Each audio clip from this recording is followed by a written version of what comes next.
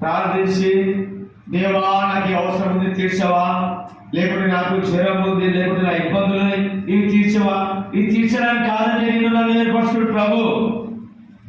నీ ముందట నశించిపోయే ఆత్మలని రక్షించుకోవడానికే. వాళ్ళ బాధలు చూడు, వాళ్ళ కనికరం చూడు. ప్రభు దేవుడు మహా దేవుడై ఉండి దీనులలో నివాసిస్తున్నాడు.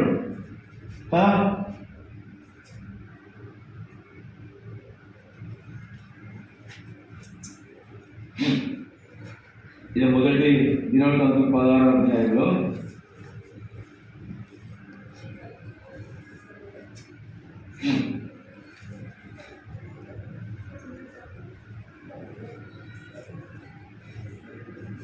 ఇరవై 29వ చదవండి.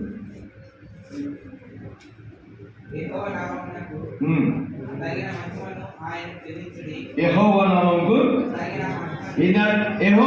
తగిన మహిమ చెల్లించాలి. ఇంకా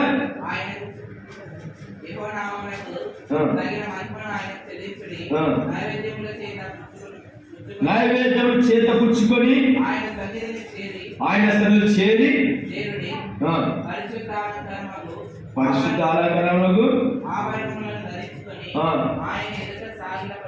ఏంటంటే అది నైవేద్యం అంటే నశించిపోయే ఆత్మలను. ఇది